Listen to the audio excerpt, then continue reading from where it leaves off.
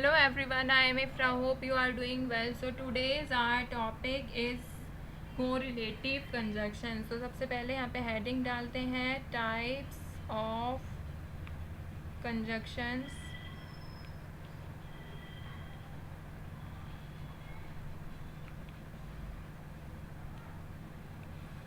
जिसमें कि हम 2 टाइप्स को कंप्लीट कर चुके हैं. थर्ड टाइप चल रहा है हमारा विच इज़ कोरिलेटिव कंजक्शंस, जिसमें हमने डेफिनेशन देख ली थी कोरिलेटिव कंजक्शंस की और उसके कुछ एग्जांपल्स देखे थे. Now in this video we will discuss, लिखते हैं यहाँ पे how to use correlative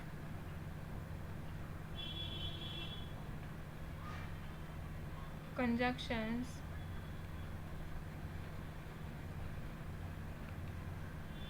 in sentences.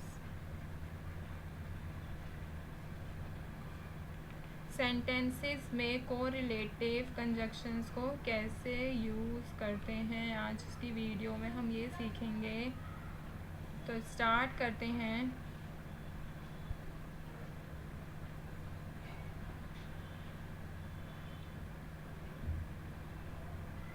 तो सबसे इम्पॉर्टेंट चीज़ क्या होती है जब हम कोरिलेटिव कंजक्शंस यूज़ कर रहे होते हैं, हमें सब्जेक्ट वर्ब को देखना होता है. तो यहाँ पे मैं लिख देती हूँ the most important thing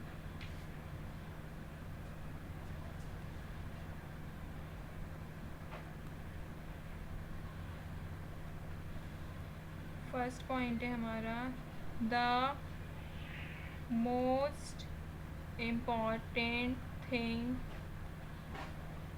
when we use correlative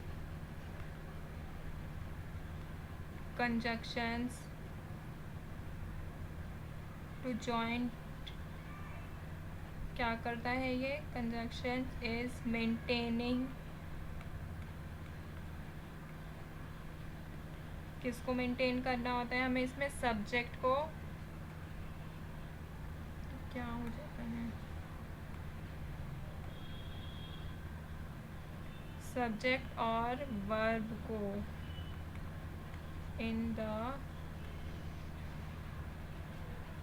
sentence.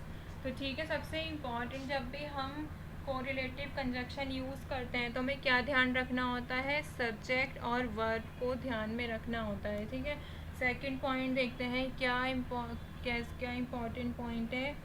तो लिखती हूँ मैं यहाँ पे, इफ़ यू आर यूजिंग, अगर हम क्या यूज़ कर रहे हैं, pair of correlative conjunctions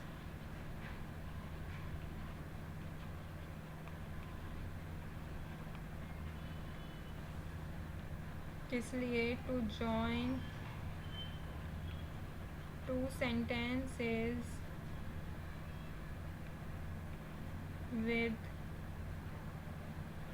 singular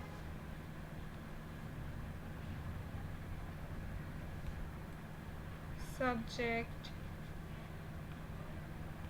तो ये सेंटेंस क्या कह रहे हैं, सेकंड पॉइंट कह रहा है कि अगर हम पेयर ऑफ, मतलब एक से ज़्यादा पेयर में, अगर हम पेयर में कोरिलेटिव कंजक्शंस को यूज़ करते हैं दो सेंटेंसेस को जोड़ने के लिए सिंगुलर सब्जेक्ट के साथ, तो हमें क्या ध्यान में रखना होता है, the verb should B singular. तो इसमें जो वर्ब होगी वो भी सिंगुलर होने चाहिए.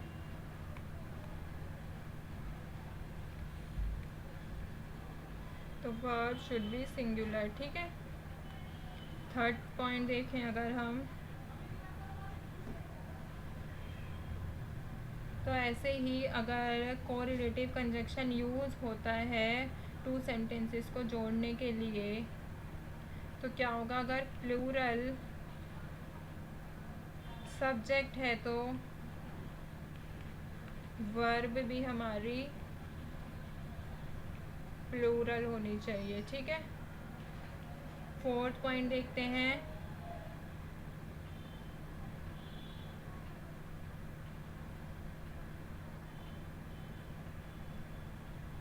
कि अगर कोई पेयर ऑफ कोरिलेटिव कंजक्शन, लिख देती हूँ मैं, if a pair of correlative conjunctions are used to join sentences किसके साथ, with singular subject, singular and a plural. It means इसमें सब्जेक्ट सिंगुलर भी है और प्लूरल भी है, तो वर्ब को then verb should be agree to the subject कि वो नाउन है या फिर वो प्रोनाउन है, हमें वर्ब इसके अकॉर्डिंग डिसाइड करनी होगी, ठीक है। तो आई होप आपको समझ आ गया होगा कि ये क्या कह रहा है। अब हमने क्या देखा था, वर्ब और सब्जेक्ट को देखा था। नेक्स्ट पेज पे हम देखेंगे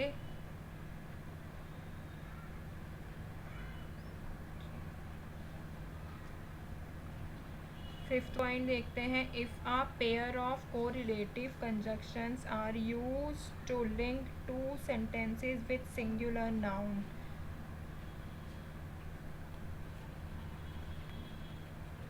अगर कोई पेयर ऑफ कोरिलेटिव कंजक्शंस का यूज़ किया जा रहा है, यूज टू लिंक सेंटेंसेस किसके साथ, विद सिंगुलर नाउन के साथ, तो हमारा क्या होगा, प्रोनाउन भी उसमें क्या आना चाहिए,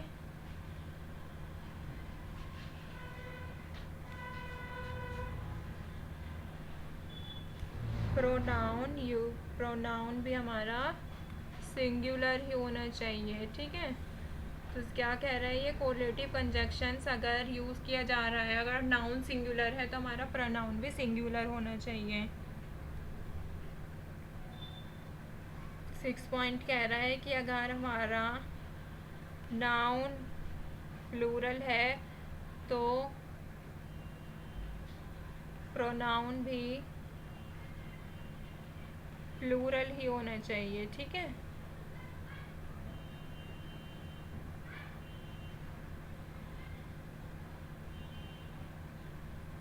और 7th and last sentence point क्या कह रहे हैं हमारा, if a pair of correlative conjunctions are used to combine two sentences with a singular noun और प्लूरल नाउन। तो 7th पॉइंट क्या कह रहा है, इसमें हमारा सिंगुलर नाउन है और एक सिंगुलर नाउन है और एक प्लूरल नाउन है। तो प्रोनाउन कैसे होगा, प्रोनाउन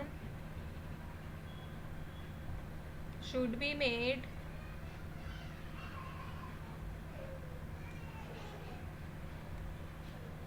वो सिंगुलर होगा या प्लूरल होगा, ये हम कैसे डिसाइड करेंगे, डिसाइड करेंगे हम in accordance with the noun, कौन सा नाउन उसके क्लोजेस्ट है, नाउन क्लोजेस्ट टू, ठीक है, कौन सा नाउन उसके क्लोजेस्ट है वो उससे डिसाइड होगा हमारा। तो हमने क्या देखा, अभी एक बार ये रिपीट करके समझते हैं ताकि कोई कंफ्यूजन क्रिएट ना हो कि हम कोरिलेटिव कंजक्शंस को कैसे यूज़ करते हैं। तो सबसे पहला पॉइंट था कि the most important thing when we use correlative conjunction is maintaining the subject और वर्ब को देखना होता है हमें सेंटेंस में। जब हम सब्जेक्ट और वर्ब की बात कर रहे हैं तो if you are using a pair of correlative conjunctions, अगर किसके साथ यूज़ कर रहे हैं, सिंगुलर सब्जेक्ट के साथ, तो वर्ब भी हमारी कैसी होनी चाहिए, सिंगुलर होनी चाहिए। प्लूरल सब्जेक्ट है तो वर्ब भी हमारी प्लूरल होनी चाहिए। अगर कोरिलेटिव कंजक्शन में क्या है कि एक सिंगुलर है और एक प्लूरल है सब्जेक्ट, तो verb should be agree the subject. तो वो कैसे अग्री होगा, verb should agree to the subject. The noun और प्रोनाउन जो उसके क्लोज्ड होगा उसे देखकर हमारा क्या डिसाइड किया जाएगा कि वो वर्ब है वो सिंगुलर होगी या प्लूरल होगी। तो ऐसे ही फिफ्थ पार्ट था कि if a pair of correlative conjunction use to link sentence with the, अगर सिंगुलर नाउन है, अब यहाँ से क्या हो गया, नाउन की बात स्टार्ट हो गई है। पहले वर्ब और सब्जेक्ट की थी, नाउन और प्रोनाउन की बात हो गई है। तो अगर हमारा सिंगुलर नाउन यूज़ हो रहा है सेंटेंस में तो प्रोनाउन भी हमारा सिंगुलर ही यूज़ होगा, ठीक है। और अगर नाउन भी प्लूरल है तो प्रोनाउन भी हमारा प्लूरल ही होगा। और लास्ट पॉइंट क्या कह रहा है, सिंगुलर नाउन और प्लूरल नाउन, जैसे ही वर्ब में था कि एक सिंगुलर नाउन है, इसमें प्लूरल नाउन है, तो हम प्रोनाउन कौन सा लेंगे, क्या डिसाइड करेंगे, सिंगुलर होगा या प्लूरल होगा। तो वो कैसे डिसाइड होगा, वो डिसाइड होगा कि कौन सा नाउन उसके क्लोजेस्ट है। तो आई होप आपको कोरिलेटिव कंजक्शन समझ आ चुका होगा। हमारे 3 टाइप्स ऑफ कंजक्शंस कंप्लीट हो चुके हैं। कौन कौन से, कोऑर्डिनेटिंग,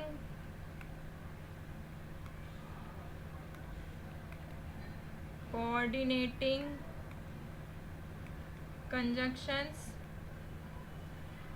दूसरा था हमारा सबऑर्डिनेटिंग